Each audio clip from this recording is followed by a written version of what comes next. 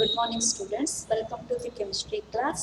Last class ಅಲ್ಲಿ ನಾವು partial pressure, Dalton's law of partial pressure ಅಂದ್ರೆ ಏನು ಅಂತ ಹೇಳಿ ಸ್ಟಡಿ ಮಾಡಿದ್ವಿ. ಸೊ ಅದ್ರ mathematical expression. ಸೊ then ಮತ್ತೆ aqueous tension ಅಂದ್ರೆ ಏನು, ಸೊ moist ಡ್ರೈ ಗ್ಯಾಸ್ನ pressure pressure exerted by dry ಗ್ಯಾಸ್ನ ಹೇಗೆ ಕ್ಯಾಲ್ಕುಲೇಟ್ ಮಾಡೋದು ಅನ್ನೋದನ್ನ ಫಾರ್ಮುಲಾ. ಸೊ ದೆನ್ ಮತ್ತೆ density and molar mass of gaseous substance ಏನು ರಿಲೇಷನ್ಶಿಪ್ ಇದೆ ಅನ್ನೋದನ್ನ ಸಹ ಸ್ಟಡಿ ಮಾಡಿದ್ವಿ.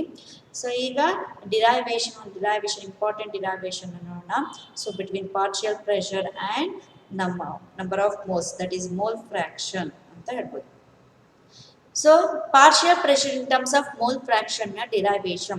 Suppose at the temperature T, three gases enclosed in volume V exert partial pressure P1, P2, P3 respectively then. So ಅಲ್ಲಿ ನಿಮಗೆ ಒಂದು constant temperature ತಗೊಂಡಿದ್ದೀನಿ, 3 ಗ್ಯಾಸಸ್ ತಗೊಂಡಿದ್ದೀನಿ, ಆ 3 ಗ್ಯಾಸಸ್ಗೆ ವಾಲ್ಯೂಮ್ ಸೇಮ್ ಮೇಂಟೈನ್ ಮಾಡಿದ್ದೀನಿ.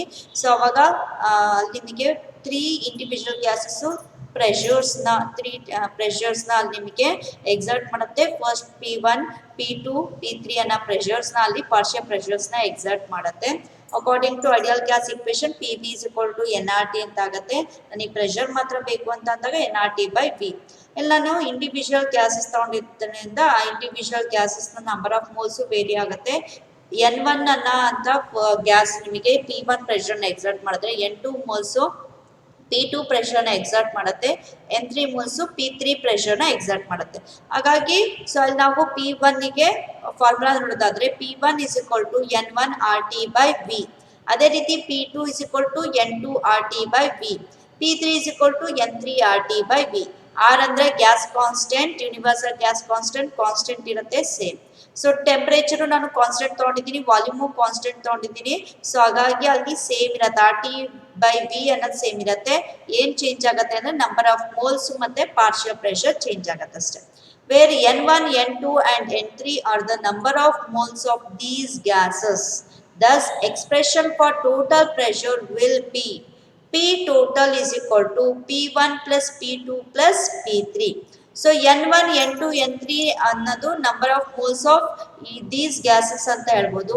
ಅಲ್ಲಿ ನನಗೆ according to Dalton's law of partial pressure mathematical expression ಏನು, P total is equal to P1 plus P2 plus P3.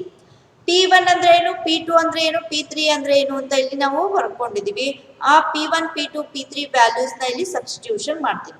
P1 ಅಂದ್ರೆ N1 RT/V, P2ಗೆ N2 RT/V, P3ಗೆ N3 RT/V. So ಅಲ್ಲಿಗೆ RT/V ಅನ್ನೋದು common ಆಗಿರೋದ್ರಿಂದ ಕಾಮನ್ನ ತೆಗಿತೀನಿ ಹೊರಗೆ. RT/V ನುಡಿಯೋದು ನೋಡಿ N1 plus N2 plus N3. So ಅಲ್ಲಿಗೆ on dividing P1/P total we get. So ಈಗ ನಾನು ಏನು ಮಾಡ್ತೀನಿ, P1 ಅನ್ನ P ಟೋಟಲ್ ಇಂದ ಡಿವೈಡ್ ಮಾಡ್ತೀನಿ.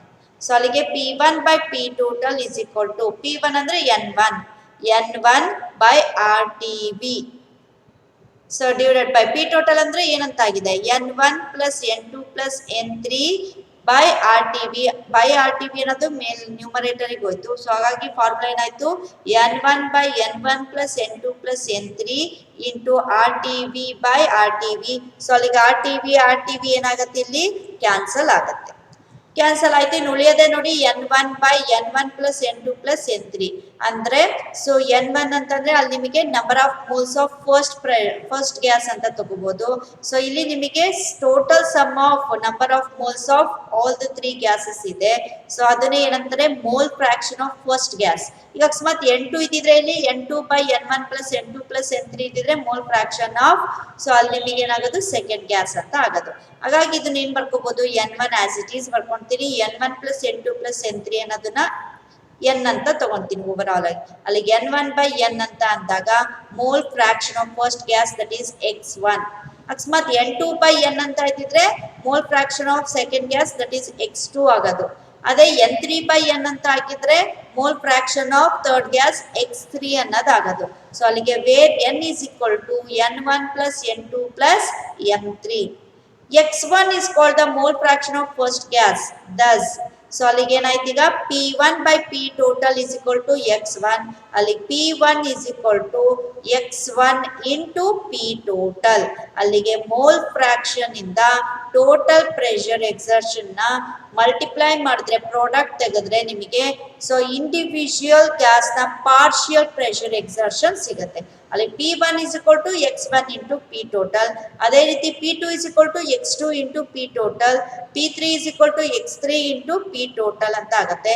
Similarly for other two gases we can write ಹೇಳಿದಂಗೆ P2 is equal to x2 into P total. P3 is equal to x3 into P total. Thus a general equation can be written as overall ಆಗಿ ಇದು P1 P2 P3 ಅಂತ ಅಂದಾಗ 3 gases ಹೇಳ್ತೀವಿ. General ಆಗಿ ಯಾವುದೋ I ಅನ್ನೋದು gas ತಗೊಂಡಿದೀವಿ ಅಂತ ಅಂದಾಗ Pi is equal to xi, mole fraction of I gas ಅಂತ ಹೇಳ್ಬೋದು. Pi is equal to xi into P total, where P1 and Pi and xi are the partial pressure and mole fraction of ith gas respectively. If total pressure of a mixture of gases is known, the equation can be used to find out pressure exerted by individual gases.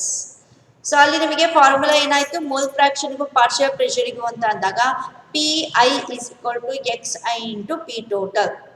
ಅವರೇ ಏನಾದರೂ total pressure exertion ಕೊಟ್ಟಿದ್ರೆ so ಅಲ್ಲಿ ನಿಮಗೆ total pressure exertion ನ mole fraction ಇಂದ multiply ಮಾಡಿದ್ರೆ ನಿಮಗೆ individual gas ನ ಪಾರ್ಷಿಯಲ್ ಪ್ರೆಷರ್ ಸಿಗುತ್ತೆ.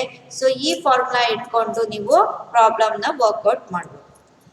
ಸೊ ಅಲ್ಲಿಗೆ ಇದನ್ನ 3 ಮಾರ್ಕ್ಸ್ ಕೇಳ್ತಾ ಇರ್ತಾರೆ. ಫಸ್ಟ್ ಏನ್ ಮಾಡ್ಬೇಕು ನೀವು, at constant temperature and constant volume ನಿಮಗೆ 3 ಗ್ಯಾಸಸ್ ನ ತಗೊಳ್ತೀರಾ. Pressure exertion P1 P2 P3 ಇರುತ್ತೆ. Number of moles N1 N2 N3 ಇರುತ್ತೆ.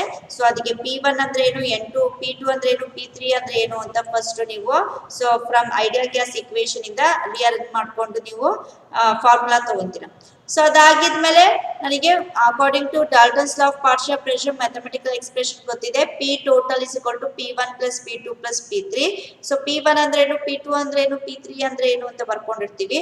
ಅದನ್ನ ಇಲ್ಲಿ ಸಬ್ಸ್ಟಿಟ್ಯೂಷನ್ ಮಾಡ್ತೀನಿ. RT by V ಅನ್ನೋದು ಕಾಮನ್ ಆಗಿರೋದ್ರಿಂದ ಹೊರಗೆ ತೆಗಿತೀನಿ. ಇನ್ನು ಉಳಿಯೋದೆ N1 plus N2 plus N3. ಇಲ್ಲಿ ನಮಗೆ ಸಿಕ್ಕಿದೇನು P total. ಈಗೇನ್ ಮಾಡ್ತೀನಿ, P1 ಇಂದ P total ನ ಡಿವೈಡ್ ಮಾಡ್ತೀನಿ. ಅವಾಗ ಏನಾಯ್ತು, N1 by N1 plus N2 plus N3 into RTV by RTV cancel ಆಗತ್ತೆ, RTV ಎರಡು. ಸೊ ಅವಾಗ N1 by N1 plus N2 plus N3 ಅಂತ ಅಂದಾಗ N1 by 3 ಬದಲು N ಅಂತ ಟೋಟಲ್ ನಂಬರ್ ಆಫ್ ಮೋಲ್ಸ್ ನ N ಅಂತ ತಗೊಂತೀನಿ is equal to mole fraction of first gas ಆಗಿರೋದ್ರಿಂದ x1 ಅಂತ ತಗೊಂತೀನಿ. ಅದೇ ಸೆಕೆಂಡ್ ಗ್ಯಾಸ್ ಆಗಿದ್ರೆ x2 ಅಂತ ತಗೊಳ್ತಾ ಇದ್ದೆ. ಸೊ ನೆಕ್ಸ್ಟ್ ಏನಾಗುತ್ತೆ, P1 by P total is equal to x1. ಅದನ್ನ ನೆಕ್ಸ್ಟ್ ರಿಯರೇಂಜ್ ಮಾಡ್ಕೊಂಡಾಗ P1 is equal to x1 into P total ಅಂತ ಹೇಳಿ ಆಗ್ತಾ ಹೋಗುತ್ತೆ. ಸೊ ಇದರಿಂದ ನಿಮಗೆ ನೆಕ್ಸ್ಟ್ ಪ್ರಾಬ್ಲಮ್ ನಲ್ಲಿ ನಿಮಗೆ P total ಕೊಟ್ಟಿರ್ತಾರೆ, ನೀವು P1 ನ ಕಂಡುಹಿಡಿಯೋದಿರುತ್ತೆ. ಈ ರೀತಿ ಪ್ರಾಬ್ಲಮ್ಸ್ ಇರುತ್ತೆ 3 ಮಾರ್ಕ್ಸ್ ಗೆ. ಸೊ ಇದು ಡಿರೈವೇಶನ್ ಇಂಪಾರ್ಟೆಂಟ್, 3 ಮಾರ್ಕ್ಸ್ ಕೇಳ್ತಾ ಇರ್ತಾರೆ. ಸೊ ನೆಕ್ಸ್ಟ್ ಇದ್ರ ಮೇಲೆ ಪ್ರಾಬ್ಲಮ್ ನೋಡಿ.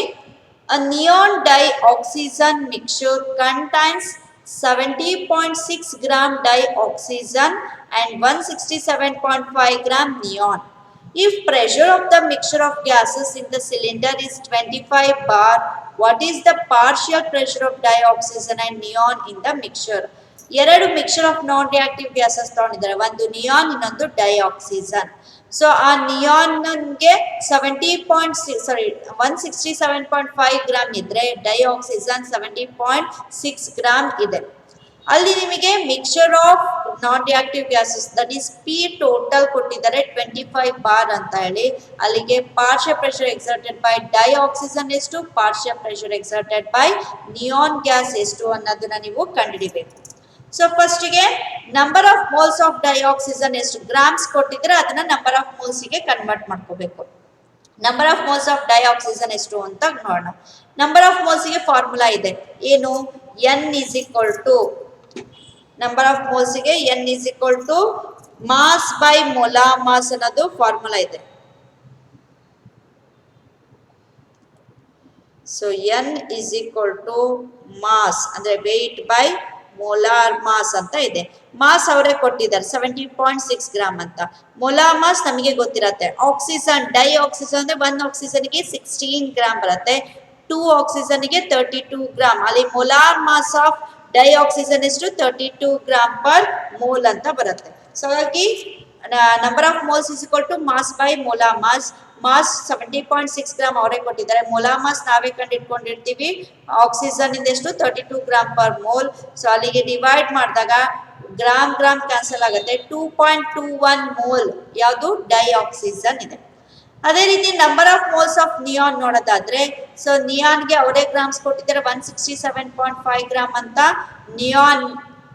ಸೊ ಅಲ್ಲಿಗೆ ಈ ನಿಯಾನ್ ಅಷ್ಟೇ ಡೈ ನಿಯಾನ್ಸ್ ಇರುತ್ತೆ. 1 ನಿಯಾನ್ಗೆ 10 ಗ್ರಾಮ್ ಅಂತ ಅಂದಾಗ 2 ನಿಯಾನ್ ಗ್ರಾಮ್ ನಮಗೆ 20 ಗ್ರಾಮ್ ಆಯ್ತು. ಸೊ ಹಾಗಾಗಿ 20 ಗ್ರಾಮ್ ಪರ್ ಮೋಲ್ ತಗೊಂಡಿದ್ದೀನಿ. ಅಲ್ಲಿಗೆ ಇದನ್ನ ಡಿವೈಡ್ ಮಾಡಿದಾಗ 8.375 ಮೋಲ್ಸ್ ಆಫ್ ನಿಯಾನ್ ಸಿಕ್ತು. ಈಗ ನಂಬರ್ ಆಫ್ ಗ್ರಾಮ್ಸ್ ಅನ್ನ ನಾವೇನ್ ಮಾಡಿದ್ವಿ, ನಂಬರ್ ಆಫ್ ಮೋಲ್ಸ್ ಗೆ ಕನ್ವರ್ಟ್ ಮಾಡಿದ್ವಿ. ನೆಕ್ಸ್ಟ್ ಮೋಲ್ ಫ್ರಾಕ್ಷನ್ ಕನ್ವರ್ಟ್ ಮಾಡೋಣ. Mole fraction of dioxygen. So number of moles of oxygen divided by number of moles of oxygen plus number of moles of neon ತಗೊಂತೀವಿ. ಹಾಗಾಗಿ 2.21 divided by 2.21 plus 8.374. So ಇಲ್ಲಿ ಇದೇನು N1 divided by N1 plus N2 ಈ ರೀತಿ ಫಾರ್ಮುಲಾದಲ್ಲಿ ನಾವು substitution ಮಾಡಿದ್ದೀವಿ. N1 ಅಂದ್ರೆ dioxygen ನ number of moles ಎಷ್ಟು 2.21. ಸೊ ಇಲ್ಲಿ ನಿಮಗೆ N1 ಗೆ 2.21, N2 ಗೆ 8.375. ಸೊ ಅಲ್ಲಿಗೆ ಸಿಂಪ್ಲಿಫೈ ಮಾಡಿದಾಗ 0.21 ಸಿಕ್ತು. That is the mole fraction of dioxygen. So ಅದೇ ರೀತಿ ಈಗ ಮೋಲ್ ಫ್ರಾಕ್ಷನ್ ಆಫ್ ನಿಯಾನ್ ನೋಡೋದಾದ್ರೆ N2 ಡಿವೈಡೆಡ್ ಬೈ, ಸೊ ಅಲ್ಲಿಗೆ ಮೋಲ್ ಫ್ರಾಕ್ಷನ್ ಆಫ್ ನಿಯಾನ್ಗೆ ಏನ್ ಫಾರ್ಮುಲಾ ಬರುತ್ತೆ, N2 divided by N1 plus N2 ಬರುತ್ತೆ. ಸೊ ಅಲ್ಲಿಗೆ ನಿಮಗೆ N2 ವ್ಯಾಲ್ಯೂ 8.375. ಸೊ N1 ಗೆ 2.21, N2 ಗೆ 8.375. ಸೊ ಇದನ್ನ ಸಿಂಪ್ಲಿಫೈ ಮಾಡಿದ್ರೆ 0.79 ಮೋಲ್ ಫ್ರಾಕ್ಷನ್ ಆಫ್ ನಿಯಾನ್ ಸಿಕ್ತು.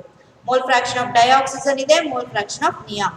ಮೋಲ್ ಫ್ರಾಕ್ಷನ್ ಆಫ್ ಡೈಆಕ್ಸಿಜನ್ ಕಂಡಿಡ್ದಾದ್ಮೇಲೆ ಬೇಕಾ ಇನ್ನೂ ಒಂದು ಮೆಥಡ್ ಅಲ್ಲಿ ನೀವು ನಿಯಾನ್ ನ ವ್ಯಾಲ್ಯೂ ಕಂಡುಹಿಡಿಬಹುದು. ಹೇಗೆ, mole fraction of neon is equal to over all ಎರಡು ಮೋಲ್ ಫ್ರಾಕ್ಷನ್ ನ ನೀವು ಸಮ್ ಮಾಡಿದಾಗ 1 ಬರುತ್ತೆ ವ್ಯಾಲ್ಯೂ ಯೂಶುವಲಿ. ಸೊ ಹಾಗಾಗಿ 1 ಅಲ್ಲಿ ಈ ಮೋಲ್ ಫ್ರಾಕ್ಷನ್ ಆಫ್ ಡೈಆಕ್ಸಿಜನ್ ನ ಸಬ್ಸ್ಟ್ರಾಕ್ಟ್ ಮಾಡಿದ್ರೆ ಮೋಲ್ ಫ್ರಾಕ್ಷನ್ ಆಫ್ ನಿಯಾನ್ ಸಿಗುತ್ತೆ. ನೋಡಿ 1 ಮೈನಸ್ 0.21 ಎಷ್ಟು ಬಂತು 0.79. ಸೊ ಸೆಕೆಂಡ್ 1 ಮೋಲ್ ಫ್ರಾಕ್ಷನ್ ನ ಕಂಡುಹಿಡಿಬೇಕಾದ್ರೆ ಈ ರೀತಿ ಮೆಥಡ್ ಅಲ್ಲಿ ಮಾಡಬಹುದು, ಅಥವಾ ನಿಮಗೆ ಕನ್ಫ್ಯೂಸ್ ಆಗುತ್ತೆ ಅಂದ್ರೆ ಇದೇ ಮೆಥಡ್ ಅಲ್ಲಿ ಸಹ ಮಾಡಬಹುದು. Next partial pressure of a gas is equal to mole fraction into total pressure. ನಾವು ಆಲ್ರೆಡಿ ಲಾಸ್ಟ್ ಡ್ರೈವೇಷನ್ ಅಲ್ಲೇ ನೋಡಿದ್ವಿ ಏನಂತ ಹೇಳಿ P1. ಸೊ ಅಲ್ಲಿಗೆ P1 ಫಸ್ಟ್ ಗ್ಯಾಸ್ ಅಂತ ಅಂದಾಗ ನಾನು P1 is equal to, so ಏನಾಯ್ತು ಮೋಲ್ ಫ್ರಾಕ್ಷನ್ ಅಂದ್ರೆ X1 ಇಂಟು P ಟೋಟಲ್ ಅಂತ ತಗೊಂತೀನಿ. ಇಲ್ಲಿ ನನಗೆ ಡೈಆಕ್ಸಿಜನ್ ಮತ್ತೆ ನಿಯಾನ್ ಇರೋದ್ರಿಂದ partial pressure exerted by oxygen ಅಂದ್ರೆ partial pressure exerted by oxygen ನ PO2 ಅಂತ ತಗೊಂತೀನಿ is equal to mole fraction of oxygen ನ XO2 ಅಂತ ತಗೊಂತೀನಿ ಇಂಟು P ಟೋಟಲ್ ಅಂತ ತಗೊಂತೀನಿ. ಸೊ ಅಲ್ಲಿಗೆ partial pressure of oxygen is equal to mole fraction of oxygen ಎಷ್ಟಿದೆ ನಮಗಿಲ್ಲಿ 0.21 ಸಿಕ್ಕಿದೆ. ಅಲ್ಲಿ 0.21 ಇಂಟು ಟೋಟಲ್ ಪ್ರೆಷರ್ ಎಕ್ಸರ್ಷನ್ ಅವರೇ ಕೊಟ್ಟಿದ್ರು ಎಷ್ಟು 25 ಬಾರ್. ಸೊ ಅಲ್ಲಿಗೆ ಟೋಟಲ್ ಪ್ರೆಷರ್ 25 ಬಾರ್. ಅಲ್ಲಿ 0.21 ಇಂಟು 25 ಬಾರ್ ಅಂದ್ರೆ 5.25 bar. That is the partial pressure exerted by oxygen dioxygen. ಅದೇ ರೀತಿ partial pressure exerted by neon ನೋಡೋದಾದ್ರೆ ಮೋಲ್ ಫ್ರಾಕ್ಷನ್ ಆಫ್ ನಿಯಾನ್ ಎಷ್ಟಿದೆ 0.79 ಇದೆ into total pressure exertion 25 bar. ಅಲ್ಲಿಗೆ ಎಷ್ಟಾಯ್ತು 19.75 ಬಾರ್. ಈ ಆನ್ಸರ್ ಬಂದಿರೋದು ಕರೆಕ್ಟ್ ಇದೆಯಾ ಅಂತ ಚೆಕ್ ಮಾಡ್ಕೊಳಕ್ಕೆ, ಸೊ ಚೆಕ್ ಮಾಡ್ಬೋದು. ಹೇಗೆ ಅಂತ ಅಂದ್ರೆ ಅಲ್ಲಿ ನಿಮಗೆ so P total is equal to P1 plus P2 ಅಂತ ನಾವು ಫಾರ್ಮುಲಾ ಹೇಳಿದೀವಿ. ಹಾಗಾಗಿ P ಟೋಟಲ್ ಎಷ್ಟಿದೆ 25. ಇವೆರಡು ಸಮ್ ಮಾಡಿದಾಗಲೂ ಎಷ್ಟು ಬರ್ಬೇಕು ನಮಗೆ 25ನೇ ಬರ್ಬೇಕು. P1 ಸಿಕ್ಕಿದೆ ಎಷ್ಟು 5.25 ಸಿಕ್ಕಿದೆ ಪ್ಲಸ್ ಸೊ P2 ಎಷ್ಟಿದೆ 19.75 ಇದೆ. ಎರಡನ್ನು ಸಮ್ ಮಾಡಿ ಎಷ್ಟು ಸಿಗತ್ತೆ 25 ಬಾರ್ ಪ್ರೆಷರ್ ಸಿಗತ್ತೆ. ಸೊ ಅಲ್ಲಿಗೆ ಎರಡು ಸಮ್ ಈಕ್ವಲ್ ಆಯ್ತು. ಎರಡು ಸಮ್ ನ ವ್ಯಾಲ್ಯೂ ಮತ್ತೆ ಪ್ರೆಷರ್ ಟೋಟಲ್ ಪ್ರೆಷರ್ ನ ವ್ಯಾಲ್ಯೂ ಎರಡು ಸೇಮ್ ಇತ್ತು ಅಂತ ಅಂದ್ರೆ ಅಲ್ಲಿ ಆನ್ಸರ್ ಕರೆಕ್ಟ್ ಇದೆ ಅಂತ. ಸೊ ಈ ರೀತಿ ಪ್ರಾಬ್ಲಮ್ಸ್ ಫಸ್ಟ್ ಏನ್ ಮಾಡಿರ್ತಾರೆ ಅವರು ಗ್ರಾಮ್ಸ್ ಕೊಟ್ಟಿರ್ತಾರೆ, ಟೋಟಲ್ ಪ್ರೆಷರ್ ಕೊಟ್ಟಿರ್ತಾರೆ. ಸೊ ಯಾವ ಗ್ಯಾಸ್ ಅನ್ನೋದು ಕೊಟ್ಟಿರ್ತಾರೆ ಅದರಿಂದ ನೀವು ಪಾರ್ಷಿಯಲ್ ಪ್ರೆಷರ್ ನ ಎಕ್ಸರ್ಷನ್ ನ ಕಂಡುಹಿಡಬೇಕು. ಫಸ್ಟ್ ಏನ್ ಮಾಡ್ಬೇಕು, ಗ್ರಾಮ್ಸ್ ಅನ್ನ ಮೋಲ್ಸ್ ಕನ್ವರ್ಟ್ ಮಾಡ್ಬೇಕು. ಹೇಗೆ ಮಾಸ್ ಅನ್ನ ಸೊ ಅದ್ರ ಮೊಲಾ ಮಾಸ್ ಇಂದ ಡಿವೈಡ್ ಮಾಡಿದ್ರೆ ಮೋಲ್ಸ್ ಕನ್ವರ್ಟ್ ಆಗುತ್ತೆ. ಅದರಿಂದ ಮೋಲ್ ಫ್ರಾಕ್ಷನ್ ಕಂಡುಹಿಡಬೇಕು. ಸೊ ಹೇಗೆ ಅಂತ ಅಂದಾಗ N1/N1+N2 ಅಥವಾ N2/N1+N2 ಫಾರ್ಮುಲಾ ಹಾಕೊಂಡು ಮೋಲ್ ಫ್ರಾಕ್ಷನ್ ನ ಕಂಡುಹಿಡ್ಕೊಂತೀರಾ. ಮೋಲ್ ಫ್ರಾಕ್ಷನ್ ಕಂಡುಹಿಡ್ದಾದ್ಮೇಲೆ partial pressure of a gas is equal to mole fraction into total pressure. Mole fraction ಬಂದಿರೋ ಮೋಲ್ ಫ್ರಾಕ್ಷನ್ ನ ಟೋಟಲ್ ಪ್ರೆಷರ್ ಇಂದ ಮಲ್ಟಿಪ್ಲೈ ಮಾಡಿದ್ರೆ ಇಂಡಿವಿಜುವಲ್ ಗ್ಯಾಸ್ ನ ಪಾರ್ಷಿಯಲ್ ಪ್ರೆಷರ್ ಸಿಗ್ತಾ ಹೋಗುತ್ತೆ. ಸೊ ಅದ್ರ ಕರೆಕ್ಟ್ ಇದೆಯಾ ಅಂತ ಚೆಕ್ ಮಾಡ್ಕೊಳಕ್ಕೆ ಬೇಕಾದ್ರೆ ಡಾಲ್ಟನ್ಸ್ ಲಾ ಆಫ್ ಪಾರ್ಷಿಯಲ್ ಪ್ರೆಷರ್ ನ ಫಾರ್ಮುಲಾ ಹಾಕೊಳ್ಳಿ. P total is equal to P1 plus P2 ಹಾಕೊಂಡು ಸೊ ಅಲ್ಲಿ ನೀವು ವೆರಿಫಿಕೇಶನ್ ಮಾಡ್ಕೋಬಹುದು. ಇದು Dalton's law of partial pressure ನ ಡಿರೈವೇಶನ್ ಅಂಡ್ ಪ್ರಾಬ್ಲಮ್ ಅಂತ ಹೇಳ್ಬೋದು.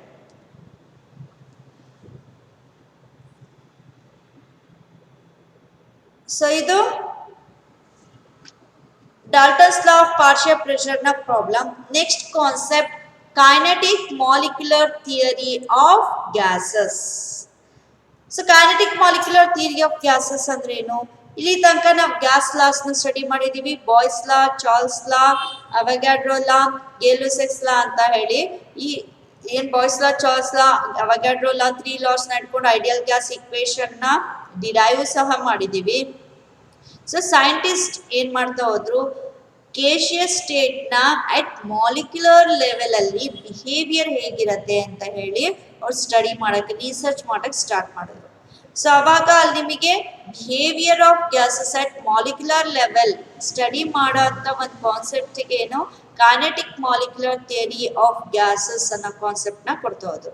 ಸೊ ಹಾಗಾಗಿ so far we have learned the laws which are concise statement of experimental facts observed in the laboratory by the scientist lab ಅಲ್ಲಿ experiment ಮಾಡಿ ಏನ್ observe ಮಾಡಿದ್ರು ಅದನ್ನೇ gaseous loss, boys ಲಾ, Charles ಲಾ ಅಂತ ಕೊಟ್ರು. Gas laws helps us to predict that pressure increases when we compress gas. But we would like to know what happens at molecular level when a gas is compressed. ನಮಗೆ obviously ಗೊತ್ತಿದೆ, ನಾವು compress ಮಾಡ್ತಾ ಹೋದಂಗೂ gas compress ಆದಂಗೂ pressure ಜಾಸ್ತಿ ಆಗ್ತಾ ಹೋಗುತ್ತೆ. Pressure ಜಾಸ್ತಿ ಆದಂಗೂ ಗ್ಯಾಸ್ ಕಂಪ್ರೆಸ್ ಆದಂಗೂ ಅಟ್ ಮಾಲಿಕ್ಯುಲರ್ ಲೆವೆಲ್ ಗ್ಯಾಸಸ್ ನ ಬಿಹೇವಿಯರ್ ಹೇಗಿರುತ್ತೆ ಅಂತ ನಮಗೆ ಗೊತ್ತಿಲ್ಲ. ಸೊ ಹಾಗಾಗಿ ಅದನ್ನ ತಿಳ್ಕೊಬೇಕು. A theory is constructed to answer such question. ಇಂಥ questions at molecular level what happens so to the gaseous state when under so high pressure ಅಥವಾ when under compression ಅನ್ನೋದನ್ನ ಸೊ ಕಂಡುಹಿಡಿಯಕ್ಕೆ ಏನ್ ಮಾಡಿದ್ರು, ಸೊ ಅಲ್ಲಿ ನಿಮಗೆ ಒಂದು ಥಿಯರಿನ ಅಲ್ಲಿ ಕನ್ಸ್ಟ್ರಕ್ಟ್ ಮಾಡಿದ್ರು. ಆ ಥಿಯರಿನೇ kinetic molecular theory of gases. Theory is a model ಅಂದ್ರೆ ಮೆಂಟಲಿ ಸಮ್ ಏನ್ ಮಾಡ್ತಾರೆ ಅಲ್ಲಿ ನಿಮಗೆ ಪಿಕ್ಚರ್, ಸೊ ಅಲ್ಲಿ ನಿಮ್ಗೆ ಅಸಂಪ್ಷನ್ ಮಾಡ್ಕೊಂತ ಹೋಗ್ತಾರೆ. ಸೊ ಹಾಗಾಗಿ ಅದು it is a mental picture ಅಥವಾ model that enables us to better understand our observation. So ಅಲ್ಲಿಗೆ ಕಂಪ್ರೆಷನ್ ಮಾಡ್ತೀವಿ, ಮಾಲಿಕ್ಯೂಲ್ಸ್ ಹತ್ರ ಬರುತ್ತೆ. ಈ ರೀತಿ ನಾವು ಸೊ ಮೈಂಡ್ ಅಲ್ಲೇ ಅಬ್ಸರ್ವೇಷನ್ಸ್ ನ ಹೇಳ್ತಾ ಹೋಗ್ತೀವಿ. ಆ ಅಬ್ಸರ್ವೇಷನ್ ನ ನೀವು ಮೈಂಡ್ ಅಲ್ಲೇ ಇಟ್ಕೊಂಡು ಹೇಳೋಂಥದ್ದೇ ಮಾಡೆಲ್ ಕ್ರಿಯೇಟ್ ಆಗುತ್ತೆ. ಸೊ ಅಬ್ಸರ್ವೇಷನ್ಸ್ ನಿಮಗೆ ಮಾಡೆಲ್ ಆಗಿ kinetic molecular theory of gases ಅನ್ನೋದು ಬಂತು. So the theory that attempts to elucidate the behavior of gases is known as kinetic molecular theory. So ಅಂದ್ರೆ ನಿಮಗೆ ಕಂಪ್ರೆಷನ್ ಆದಾಗ್ಲೂ ಅಥವಾ ಎಕ್ಸ್ಪ್ಯಾನ್ಷನ್ ಆದಾಗ್ಲೂ ಅಟ್ ಮಾಲಿಕ್ಯುಲರ್ ಲೆವೆಲ್ಸ್ ಗ್ಯಾಸಸ್ ನ ಬಿಹೇವಿಯರ್ ಹೇಗಿರುತ್ತೆ ಅಂತ ಹೇಳಿ ಸೊ ಅಲ್ಲಿ ನಿಮಗೆ ಸ್ಟಡಿ ಮಾಡಿ ರಿಸರ್ಚ್ ಮಾಡಿ ಒಂದು ಮಾಡೆಲ್ ಕೊಟ್ಟರು. ಆ ಮಾಡೆಲ್ಲೇ ಯಾವುದು kinetic molecular theory. The theory that attempts to elucidate the behavior of gases ಅಂದ್ರೆ behavior of gases at molecular level ಹೇಳೋದನ್ನೇ ಎಲಿಸಿಡೇಟ್ ಮಾಡೋದನ್ನೇ kinetic molecular theory of gases ಅಂತ ಹೇಳ್ತಾರೆ.